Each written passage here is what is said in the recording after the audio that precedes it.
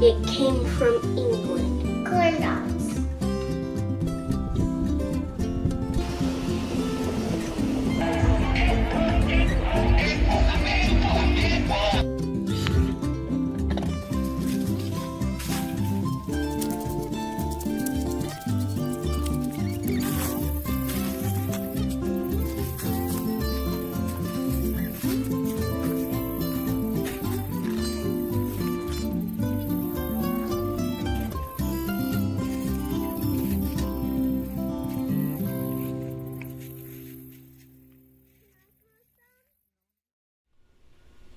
Hey everybody, welcome to another episode of Off the Rocker Podcast. I'm Aaron. And I'm Kelsey. We're coming to you live from West Lafayette, Indiana. This is season 2. Episode 1. I wish we had a wand. We should have found a wand to be on the podcast with us. That would have been amazing. We could probably find one. I see what you did there. Oh man, this is our life, isn't it? Yeah, pretty much. Oh, so, what y'all been up to since we've been gone for 3 or 4 months? Since you've been gone. They can probably breathe for the first time. I bet. So, some updates from us. Yeah, life's been lifing pretty hard. And we've had to learn how to take a step back and reprioritize and regroup and learn to say no to things and basically go offline for a while. So, yeah, that's been life. Hi, Caleb. Thanks for joining us today. Yeah, thanks, Caleb, for joining us. So the kids are in there eating dinner while we're in here doing our thing. So, yeah, so life has been crazy. Good. Ebbie and flowy. Yeah, so obviously, y'all know, I think our last episode was the one where you were physically showing neurological symptoms on air. That was a yippee. Yeah. But you've been doing better since. So medical reasons was like the primary thing we kind of stepped away for, and then it just kind of turned into rearranging our life priorities and making sure we're putting our kids first. And for a long time, we were involved in church and other things, and for like 3 or 4 years, we were helping lead different things at church and in other areas of life, and our kids basically were babysitting themselves in a room. So we've had to learn to regroup and reprioritize and make sure that we're putting them first. Our son started his own YouTube channel. So what's his name on there? Bunny and the Boys. Bunny and the Boys, which is way cooler than our podcast name. Yeah. It's a really cool YouTube channel. Yeah, so he does all kinds of videos of different things, and our son has a really great personality. I love his personality. He cracks me up. If you think we're funny, he is way funnier than we ever could be. Well, and that's why we have him and Aaliyah join the show sometimes. Yeah. So she'll be doing a makeup tutorial here for you guys probably in the next couple episodes or so. So a couple of the things that we wanted to highlight today is a lot of what we've been going through is like the stress of life for me, having medical issues, and the stress of life for you being the primary caretaker for our children and the house and things when I'm not able to be at 100%. So one of the suggestions I have for anybody that might be going through just a trying time in their life, it doesn't even have to be medical stuff. It could just be like relationship stuff, general life, like you're really going through it and you need something for encouragement. The number one thing I do, read my Bible. That's hands down. There's never anything else. Let me back up. There's never been a time where I have desperately sought the Lord and asked for him to show up, and he didn't show up in scripture when I was reading. It may not be like the first few verses that I open up and read, but if I keep putting time in and give it 10 more minutes and keep reading, something always shows up that I needed. So the other thing I do is I listen to sermons and podcasts. Here recently, I've really been getting into podcasting, really just looking for like these people that I follow, like Bryce Crawford. He's a really big one that I've been, I would call him more of an evangelist than a pastor. But I've been listening to a lot of him, and then listening to Bobby Chandler from Authentic Church, listening to his sermons. Just, they always seem to just hit right whatever I need. So, plug Bryce Crawford. If he ever wants to hit us up and be on the podcast with us, that would be so freaking cool. But the other thing is having discernment. So not just seeking things to help encourage you, but having discernment when things are being put in front of you. I think one of the things that comes to my mind is AI. Like, it doesn't take long for you to scroll on TikTok and you'll realize that there are a lot of AI generated videos that aren't even real. And matter of fact, it's even Christians can be deceived, because the top trending song of 2025 that was actually receiving like multiple Dove Awards and things like that from K-Love and other Christian radio stations and things was an AI created song by a person who doesn't even exist. It was completely AI generated. Yet it was getting all this attention, and it was receiving awards. And so you have to be careful in what you're listening to, that you are how do I want to say that?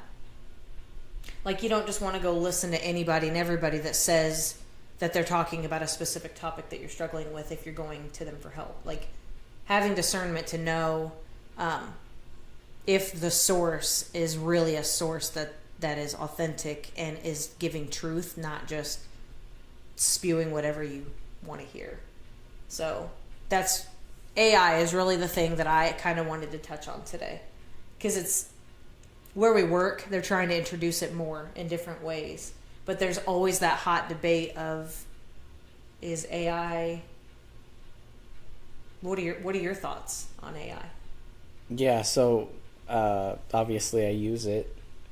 I use it a lot. Here's the thing. I mean, it's,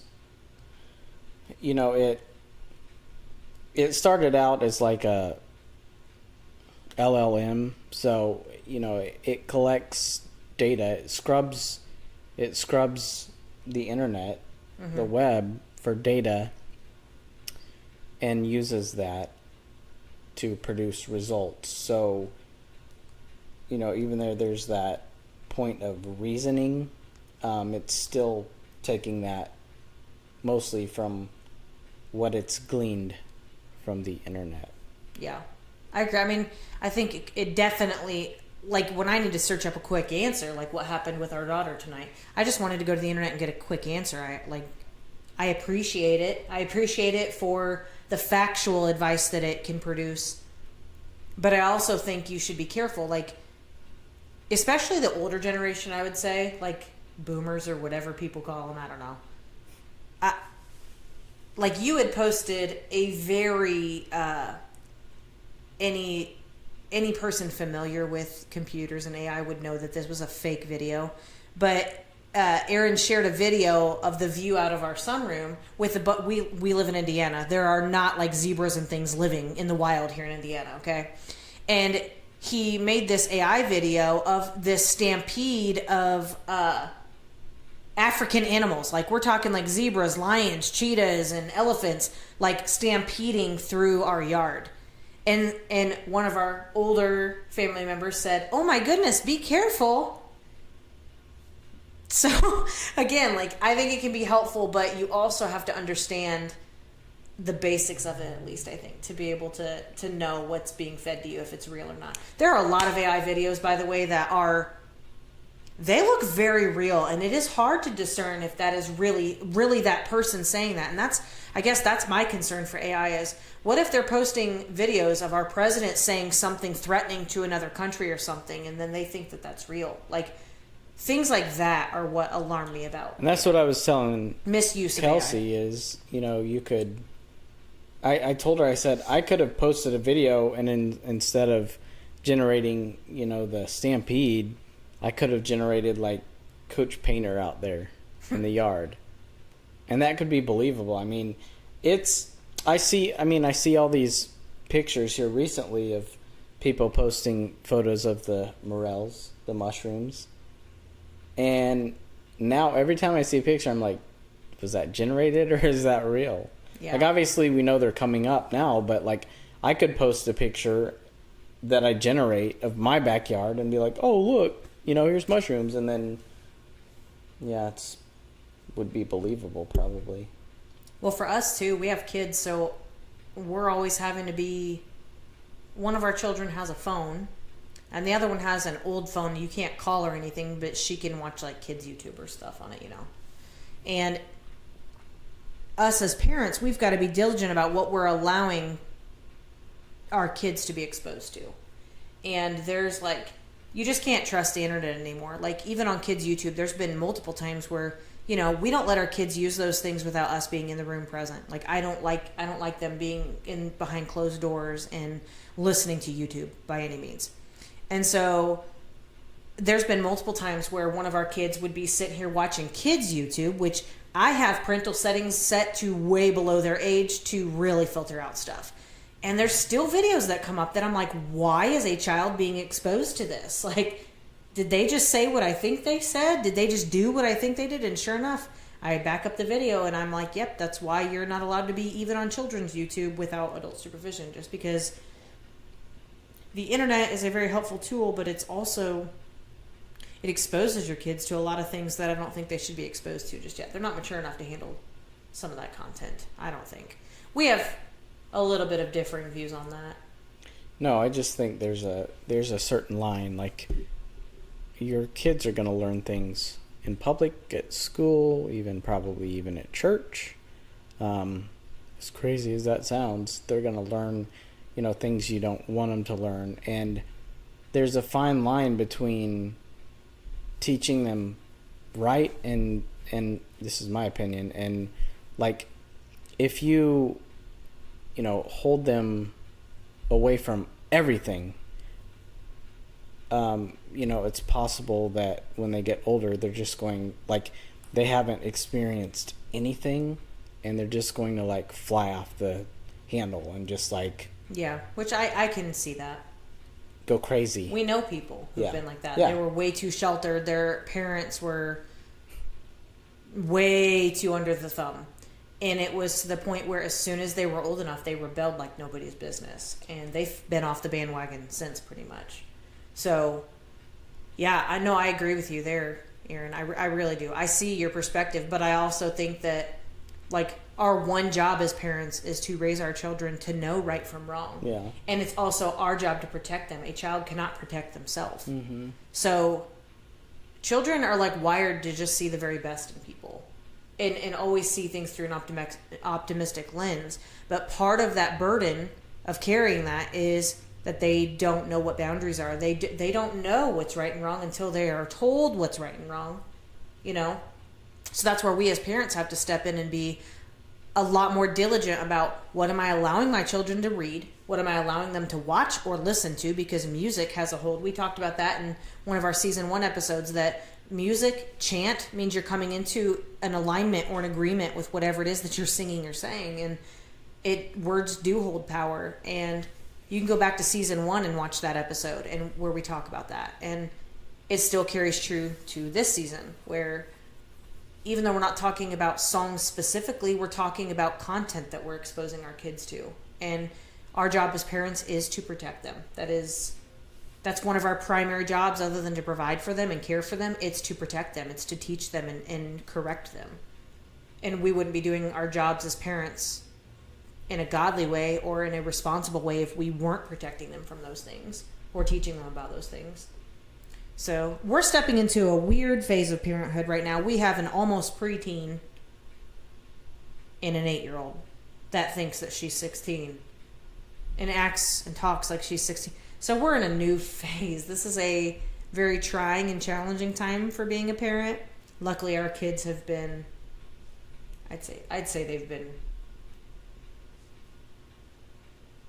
probably better than average in working with us in this parenthood journey. Like, not many things come up with them where I feel like, oh no, what do we do? I don't know how to respond to this. I don't know what to do. So I don't know if any other parents can relate, but when the kids are on technology a lot, it's like it infects their brains. Yes, it and causes them to be different, and probably different in not a good way, like bad attitudes. Mm-hmm. Like they don't listen, and also like you literally can say, "Hey," and they're like, "Huh." Yeah, when the world could be like collapsing around them, and when they're consumed by these things, they just like stare at it and have like but also, no consciousness. Us as adults, we do it too. Have issues with it. Yeah, we so do too. I've been working on some.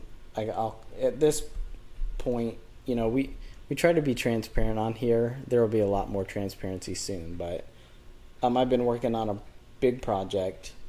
And it has involved, you know, some technology research, that sort of thing. But it's also involved a lot of, like, woodworking stuff and, like, using your hands. And I've been, like, I feel like I'm just like everybody else and addicted to social media.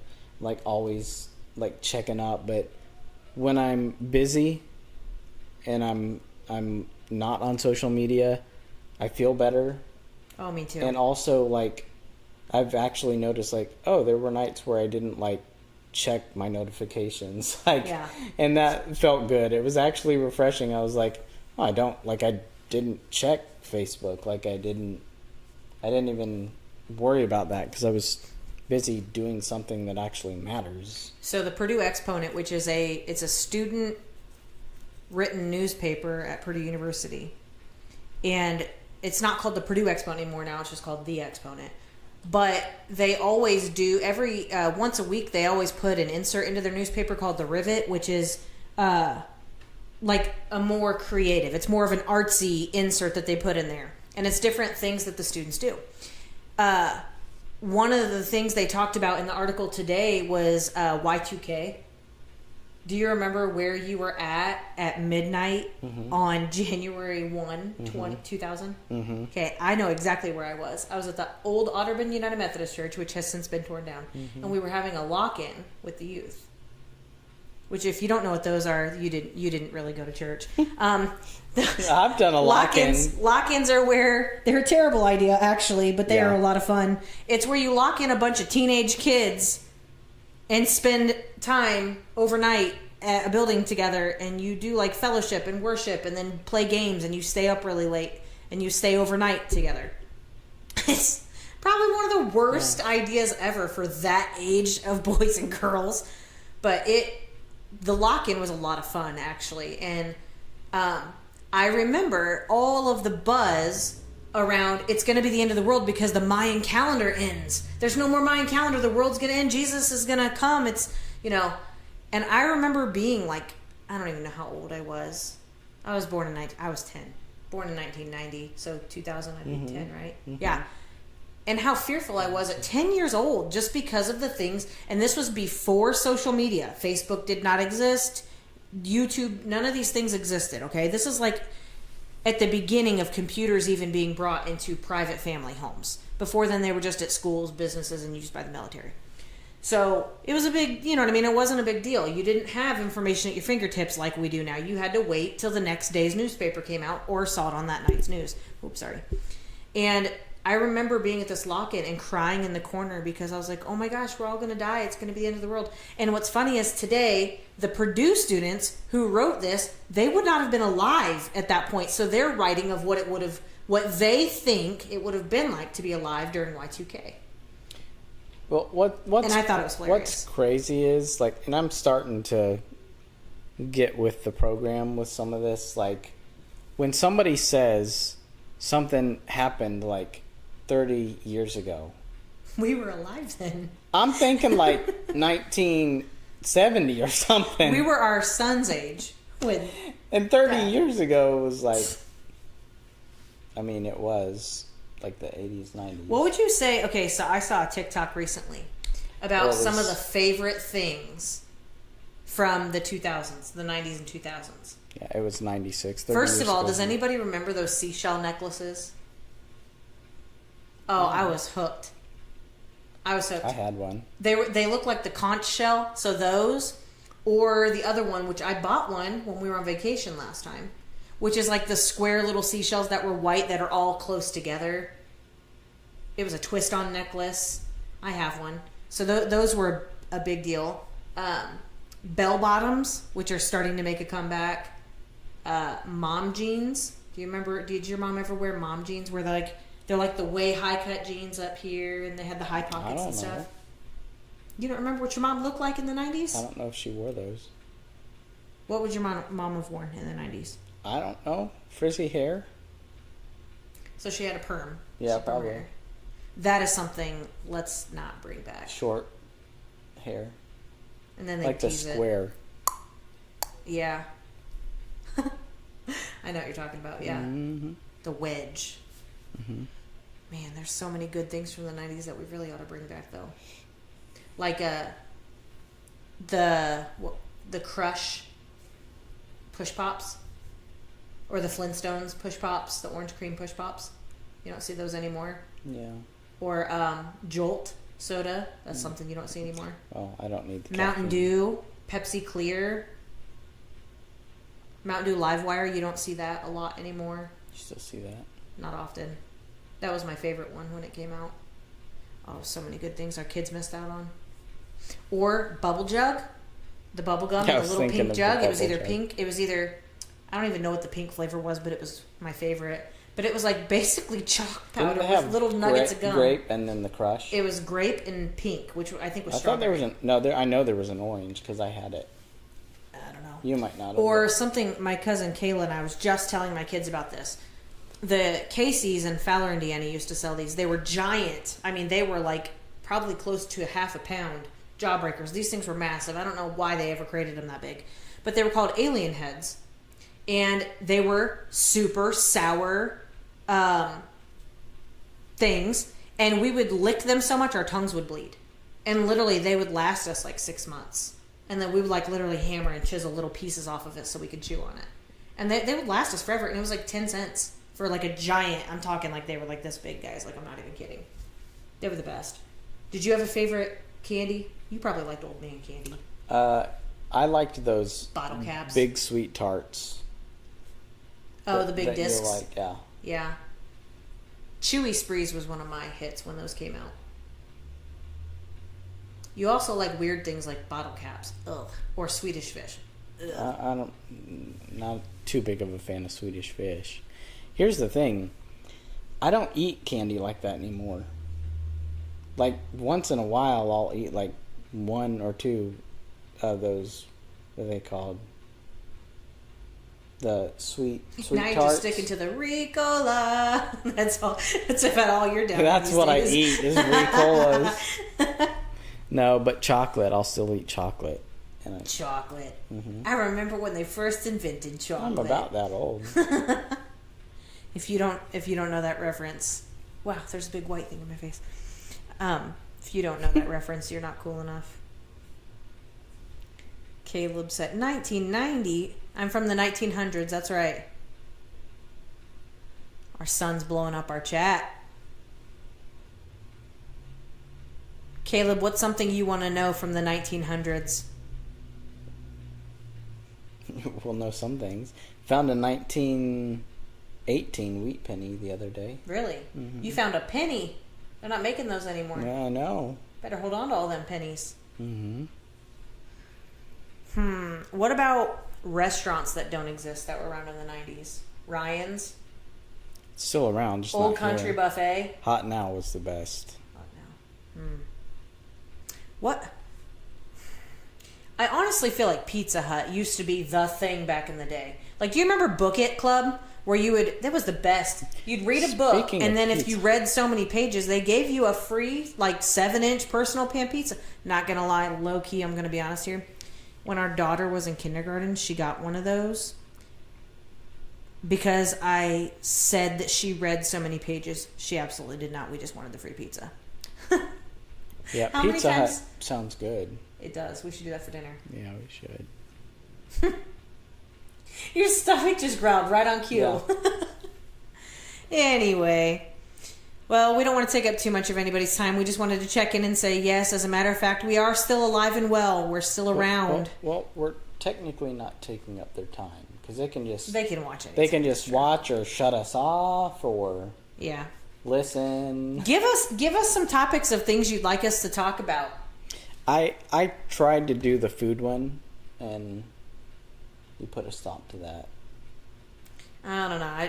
If we can get more interest, so here's the deal. For us to be able to live stream on, what was it, Facebook, we have to have 100 followers. We are at like 90. We are just under that mark. So share our page. Get people to follow us. We are not going to bombard them with anything. We need ideas. We have to have followers. I think we need ideas. Yeah. We have to have at least 100 followers to be able to live stream to Facebook through our channel. So here's the thing. We're almost there. I really want to see Aaliyah do your makeup. I think that would be a really fun one. Yeah, but we have to have like conversation through it. I can talk while she's doing it. You know what would be really cool? I think that you and I should do a get ready with me video where our kids are the voiceover. So, like, Aaliyah should do my makeup, but then Caleb and you could be the voiceover because you guys have no idea what the makeup is, and I think it'd be really funny. Let's not do that. I think it'd be funny. You guys would be off camera, being the voice, and then she would just be sitting here doing my, busting my wig and doing my face. Actually, I think still some of the plans were you and her could do one. Yeah, my stomach's really growling. Oh, jeez. I thought I was going to bite me. It sounded like the dinosaurs on Super Mario. No, you know what it sounded in the like? lava world. Animate feet. Mm-hmm. So, like, you and Aaliyah could do one with the makeup. I think Caleb and I were going to do one with streaming. Like, streaming a video game, so doing a screen share. That'd be fun. And then the couple of others that stand out for me, which are there's a few. The food one. Mm-hmm. All the vehicles we've owned one. Oh my gosh, they don't have enough time for all that. And the singing one where you and I sing together. All right. I will think about that. But some of the things we're going to talk about this season too, overcoming church hurt. That's one that we're going to discuss. Aaron and I went through a lot of things with church, and we've been completely restored and healed from that. And we've learned a lot. There's a lot of things Aaron and I have learned on our journey, like spiritually speaking, relationally speaking, as parents, professionally. Man, there's just so many things this last year that we've really learned. And even in this window where we've taken a break from doing the podcast, there's a lot that we have learned, and I feel like we're supposed to be sharing what we've learned. Hopefully we can help people get out of the places we were once in, help them get out of it a little bit easier and a little bit quicker and not feel so alone doing it. Did we have any other updates? What else? We got plants growing. Yeah, we attempted to do the garden again. We'll see if that succeeds. We're going to start having guests on the podcast. That's an update. We had a guest, didn't we? Did we have my mom. Your mom. Mm-hmm. But we're going to start having like focus guests for different things. Okay. So, we're going to have some people come talk about college life and what it's been like navigating the college landscape in today's world. Yeah. We're going to have my niece and her boyfriend Ty on here. We need to get that set up. Yeah. And then I'd like to try to do a fun live podcast while my nieces are here. To see if my sister would be willing to jump on the podcast with me and just talk about Illinois. Well, sorry, that was a weird laugh. That was an uncontrolled laugh. No, but just talking to my sister just about life. We should get Carl on here. She's fun. Oh my gosh, we've got to get my dad on the pod. I'm gonna do that. We've got to get people on. We do. Here's the thing. Carl's an interesting character, but he is. I'm an introvert. I'm a technical person. I'm like a thinker. I'm a planner. And I'll be honest. I mean, yes, sometimes I'm good for the podcast, but spontaneity is not Aaron's I'll forte. stay on here. I'll be on here with you every time to support you, and I'll try to throw some sprinkles in. But Sprinkles of ye old wisdom. I guess what I'm saying is if we had some fun people that were outgoing or just interesting on here, it would liven things up. And also I'm it's after 5, like I'm tired. So also I struggle a little bit after a work day to like bring excitement because my body's just like. But we have learned though that we used to do these on Saturday mornings, and it's just people. The things I've found is we get more engagement throughout the week because people can listen to this or watch this through their work day, whereas on the weekend they don't want more things to add to their to-do list. And a lot of the people we know that follow us go to church and they're very involved in that. And so all day Sunday's their thing. So Saturday really is their only time to veg out. And I want to be mindful of that too, because yes, you can go back and watch anytime you want, but being in the live chat and engaging with us, and that's what people have like basically gave us feedback on, is finding a time that works where they can engage with us more, which we would appreciate too. So this isn't really just about us sitting here and blabbing. We really want to engage with our friends because honestly, we're all so busy. It's hard to find time in all of our schedules at the same time to sync up and be together. So we've heard from multiple people that like hanging out with us this way has been so much fun for them. It's less interaction that's overstimulating, whereas they don't have to carry the conversation. They can just be a part of it and jump in. And we really, I don't know what it is, maybe people don't care. Maybe it's just like, maybe we're just not cool that's enough. very pessimistic, but I mean, we've posted things like, hey, give us ideas, and like there's like no comments. So yeah, the pessimist in me is like, just nobody cares, which, like I just said, like I feel like I'm kind of boring. But maybe people are afraid to come out there. There's social and political reasons as well, so. Yeah. I mean, some of the topics we talk about, like today, very lighthearted. Sometimes it's going to be a little bit deeper, like we've had in past episodes, So I also don't want it to be boring, so like... Yeah, I'm not going to sketch out and plan. Like, we may have a general topic to get started, but wherever the conversation goes, it goes. Like, if you look at any successful podcaster, like Joe Rogan, his podcast is like 2.5 hours long. They have a trending topic that they always start with. And then they organically just let the conversation flow, which I think those are the best podcasts. Because if we have topics that we constantly try to stick to the binder of that, it doesn't feel like a natural, organic conversation. It feels like we're just trying to make a check mark next to those things that we're listing out. So I think as long as we're hitting those topics that we want to hit, wherever the conversation goes, it goes. And also, you ever heard that saying, how opposites attract? Opposites attract. Who was it that sang that? I don't know. I was just going to say that. Janet Jackson. I was just going to say that's true in our case because, she'll want to talk about one thing. And I want to talk about another thing. And so if they merge, if we can, think of like the two circles. It's like a circle. But you know how like the circles, like, I don't remember what it's called, but it's a diagram. They converge and they overlap in the middle. Is it a Venn diagram? No, I don't think so. It's the circles. Two circles, they overlap in the middle.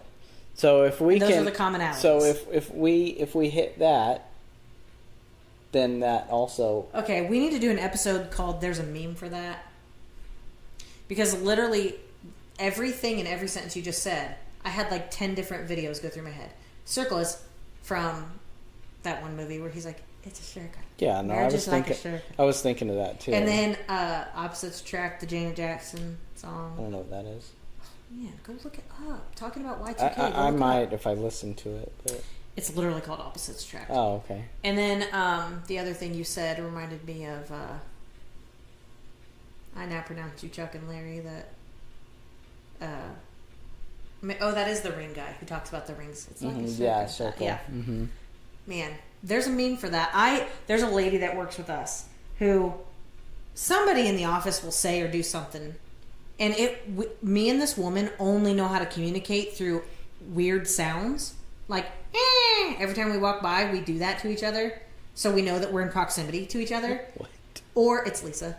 Or we send memes to each other. It is the only way we professionally communicate. There is a meme for literally everything, by the way. All right, here's a question for you. Okay. Your top 3 favorite movies of all time. Oof. I love movies, so... And I don't. But I know my top 3. Okay, I have to break it up though. Religious movies or worldly movies? There aren't many. Because they're not the same. There aren't many. I have favorites for different There reasons. aren't many religious movies, but I'll say one of my top 3 I feel personally is What, a religious movie. Oh, religious movie. It ain't that. No. So give me your 3, or I can give you my 3 first. Non-religious, non-Christian. Okay. And these are not in any particular order. They're just in the top 3. So Ace Ventura: When Nature Calls. Okay. Yes. Bumblebee That's Tuna. one of my favorites. Bumblebee It's not in my top 3, but yeah. I can quote probably probably number 90% 4. of that. It's probably number 4 or 5. It's a hard one. Definitely not any Disney movies, I can tell you that. Help me think here. What are some things I watch a lot? Matilda. I can always watch Matilda. I'm trying to think of ones that you'll always watch. There's like the Melissa McCarthy. Any really Jump Street ones. 22 Jump Street. Okay, those are not family appropriate movies. I know that. But if you're just looking for dumb humor, I'm not necessarily saying that's one that's on TV that you've watched before. Yeah, the McCarthy lady, which those I don't like those because I don't care for her. I guess I don't know. I can't think off the top of my head without really thinking. All right, I'm gonna give you mine because this came to me. Oh, the I got other it. day. You got it? Monty Python and the Holy Grail. Okay, so was that? That's probably is for sure in my top 3. What were they? 'Tis a Flesh Wound. What were the 3? Ace Ventura, Yep. Monty Python and the Holy Grail, Yeah. and my brain already forgot it. I think those were the only 2 you said. The Lucy. I do like that movie. Really? Anytime Lucy? anytime that movie's on, I will always click watch. Scarlett Johansson? I'm not good with many actors or actresses, but the more... I'm not into The extraterrestrial older stuff I like get... that. But that was a pretty the fascinating older movie. I get, and the more I see it, I guess I know some of the names. What were your All right. top? White Chicks, I obviously. knew that. Book of Eli. So that's the one I say I feel is, in a way, a religious movie. It's like where he's going on a quest to save the last Bible on Yeah, Earth. yeah. Okay. So that's in it. And Secret Life of Walter Mitty. Seriously, love the guy. That movie was so boring to me. It was Ben I Stiller's could watch most it. boring So, movie ever. But I'm not big on movies. I honestly, I prefer not to watch movies. Lame. Like, if I can not watch a movie, that's what I'll be doing. It's not watching a movie. So anything that's not that. Okay. But, hold on. But, there are some really great movies. So I gave you my top 3, but there's also the Mr. Bean movies. Oh, yeah. Okay. Love those. Pink Panther with Steve Martin. Steve Martin. Those are some classics I love. Okay, so what are your top TV shows? Big Bang Theory. No, back up. Schitt's Creek, Big Bang Theory. Hold on. I like Ratatouille. Everybody, if you don't like that movie, you're a terrible human being. I'm pretty sure you don't have a soul if you don't like that movie. That really was a good movie. All right, I think that's all the movies I can think of off the top. All right, TV shows though. Well, Okay, will you at least do one thing before you tell me what yours are? I know you like Big Bang Theory. We watch reruns of that all the time. yeah, I've been watching more of that recently. But We it's used to not watch like- IPJ, which is Impractical Jokers, but I feel like ever since Joe's not on there anymore, it's not the same, and they're a lot more inappropriate now than they ever were before, so I don't watch it anymore. Yeah. You watch shows like Fear Factor with Johnny Knoxville. No. I can't do that stuff. Excuse me. But- I watched one episode. And Be honest with me. Do you think Schitt's Creek is funny? there's parts of it that are funny. Like, do you get a real hearty ha ha out of it, or is it just No. like ha ha, that's funny? Just, that's funny. I don't know how I'm married to you. There was a really funny episode of Big Bang Theory on last night, though. And I recorded it. So, she goes to bed early. Early I at stay up. 9:30. That's early. I stay up and do my technology stuff that I've been working on. And Big Bang Theory was still running, and I don't remember what season or episode it was. I think it was like season 2 or 3. It was either season 2 or 3, and I was thinking episode 2 or 3. But anyway, Penny dislocates her shoulder. Oh yeah, and in the Sheldon's gonna drive tub, her. and Sheldon has to drive her to the hospital, the emergency room. And they're in the waiting room together, and it was one of those, like, He was filling out her medical form for it her. was like one of those stomach laughs, like it, Yeah. it was really funny. I will say, if they did a reboot of Big Bang Theory, I'd be on board. If they did a reboot of Schitt's Creek, which they can't because Catherine O'Hara's not here anymore, but I would watch that too. Like, there are certain shows that I think I could watch the reboot to. However, Duck Dynasty, the original, Yeah. wonderful. I still love the families and I still follow them, but the new Duck Dynasty just isn't hitting it for me. It's just not the same without Phil and with Uncle Si as much as it used to be, and it focuses too much on Willie's family, I think. Mm-hmm. Like, there's people that they have on this that I'm like, when did that kid come into the family? So and then they've been there the whole time. This is my interpretation of it. Like,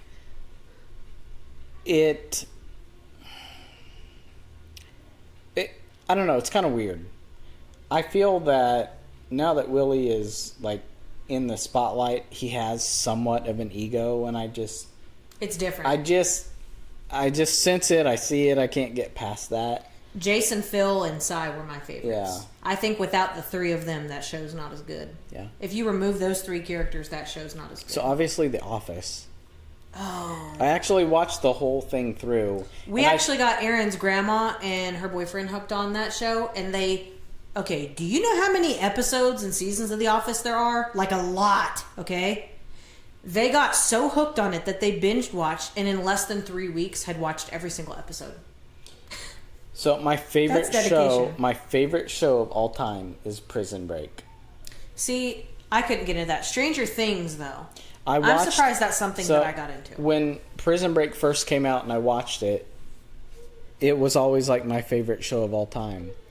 And then, like, 15, 20 years later, kind of recently, I think it was last year or the year before that, I watched the whole thing again, and, like, I was binging on it, like, hard. Yeah. Back in the Otter Tucky days when you lived there? Well, yeah, that's when I watched it originally. What other shows? Well, what? You're done? Trying to think of other shows that we really like. We So- try to be careful what we watch because our kids are always with us. So, like, Triple D is, like, one of my all-time yeah, Diners, favorites. Drive-Ins, and Dives. That one, that is neat. I used to watch Chopped a lot. And actually, I got to meet Ted Allen at Purdue, which was Fangirl. pretty cool. What was that? We used to watch house shows all the time, but I don't like House Hunters or any of those shows, but we did find a new show called Ugliest House in America. That's something that I can kind of watch. watch that. What else do we watch? I used to watch... Oh, you know what? What? What do we watch every night? How did we forget this? 7 o'clock. 7 to 7:30 is Wheel of Fortune. 7:30 to 8 is Jeopardy, which is my favorite. Yeah, that's true. So... Or Ghosts. Ghosts is on Thursday nights on CBS. That's my favorite. I'm going to put Prison Break at number 2. Okay. Because here's the thing. Kelsey and I typically hate reality TV, but Big Brother is our number 1. Oh, yeah. Right? Big Brother Celebrity, Chris Kattan was my favorite all-time celebrity Big Brother contestant. We wish they brought it back because if then you don't we know could him, watch he's it from more. Night at the Roxbury. And if you don't know Night at the Roxbury, you have to unfollow us because... That's another movie, so that wasn't in your top. It's not in my top, but it's I'm in top 10, not big top on 3. like that kind of comedy. Like I like the British Baby, comedy. don't hurt me no more. Oh man, you broke the window again. That's okay. I was gonna tell Dad to chew. Okay. I don't know what she's Such talking a stupid about. movie. I'm a sucker for Will Ferrell though. Step Brothers. Yeah. I know that one. Oh snap! That's What is that in your top 3? my belly. You're gonna talk to me like that when my belly's full of white dog crap? I remember the part where they're like the brother is like singing in the car with his family. And he cries. Doesn't he tell him like something about his falsetto, like Yes. the kid? Yes. Oh my gosh. Oh boy. Oh, oh, oh. That's right. It's weird. That is a movie that me and Lisa quote diligently. Oh, really? Like, Wait. the Ace Ventura movie's in that. I know what your favorite movie is. What is it? Elf. For Christmas, yes. Okay.